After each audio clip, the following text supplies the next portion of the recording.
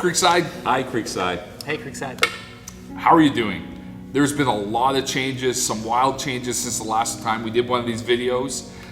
We thought maybe it would be great to kind of connect with you by video again, to kind of give you a little update on what's been happening. And even though we haven't been physically meeting together, there's been a lot taking place here around Creekside and the community here in Waterloo. Yeah, if I could just talk about kids ministry, for example, there's been lots of busy stuff going on with them providing videos for our programming. And then just in June, they're experimenting with having these pickup packets for kids, and we're really excited that that's happened. And I know lots of you are doing the drive both at our Waterloo campus and at our Kitchener campus and picking up those packets for your kids. And that's a bit of an experiment for June, but we're really excited that that's happening. And then we've got Epic happening in the summer, radically different. Our day camp will be, our summer Bible camp will be much different than it's been, but we're really, really excited about the opportunity that that has before us. And then, of course, we got our life groups, and life groups have, many of them have carried on, and they're doing the Zoom thing, which is really, really different. Although your night gets shorter, you don't have to go out, you don't have to come back and all that, and nobody eats any snacks. It's great that way. Our group has really loved it. We've been connecting back and forth. The prayer time is deeper, and it's been really, really, really cool. And so we're really excited what's happening with our life group ministry. Some good stuff there. Mm-hmm.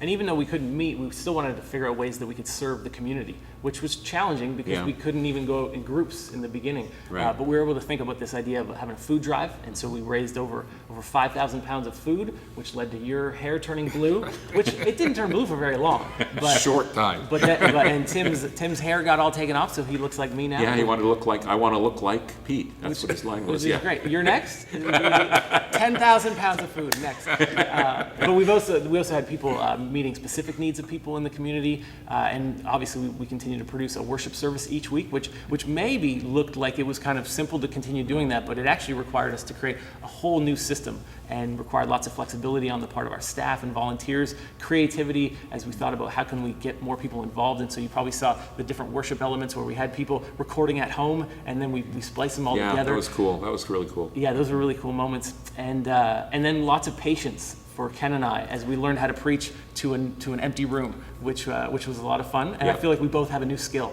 now. Yes. We're ready for the digital age now. And one of the things though, even as someone who's new, that did stay consistent was the giving. And so we wanted to say thank you to you for being so faithful in your giving, which allowed us to continue to serve and allowed us to think about the future and think about we are going to get back to a time when we're gathering again, and we're in a position where we're going to be able to move forward strongly, which is great. So thank you. Yeah, for sure. Yeah, absolutely. Thanks so much. And you may be wondering, and you may have heard, that starting June 12th, that we're going to be able to visit malls. We're going to be able to get our hair cut. Excellent. Pete's excited about that. And they even made an announcement about gathering together for places of worship. So we'll see you Sunday. Right? Well, maybe not so much. That may be your question. Are we going to have services here at Creekside this Sunday? Well, not right now. There's a number of questions that while we're excited about this chance to come together and gather together, there's a number of questions that we actually have to work through to be able to make this place safe for everyone. Yeah, and it was really easy for us to stop back in March and say, we can't gather, we're going to go digital, and because we had a team already in play, we were able to make that happen quite easily. But starting back up again, that's a whole different ballgame. There's a lot of questions around it. We need to answer things like, how do we actually make the facility work and keeps people safe at the very same times? What will our welcoming teams look like? What will a training that we'll need to do with our volunteers? What will our kids ministry look like?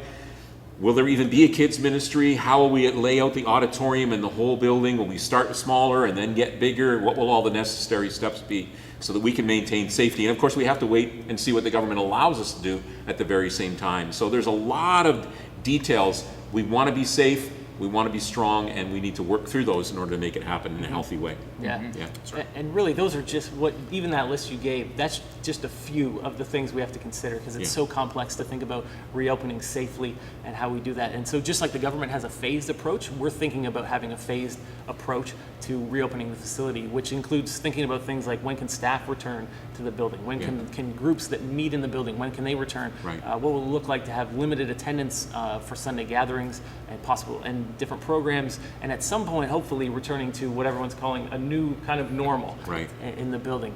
And all of this will be spread out over a number of weeks and months, and is going to be impacted by continuing recommendations coming from public health. So, There's a lot of questions for us to be able to answer, for us to be able to return. And one of the things that you can do to help us make plans to be able to reopen the facility is some feedback. We're developing a survey that we want to be able to gather the information and hear from you to help us develop the phases and all the steps to reopening the facility. Yeah. And so we hope to have that out to all Creeksiders very soon. And so while we're not opening right now this weekend for services, okay, we are working hard to once again getting to the place to where we can gather.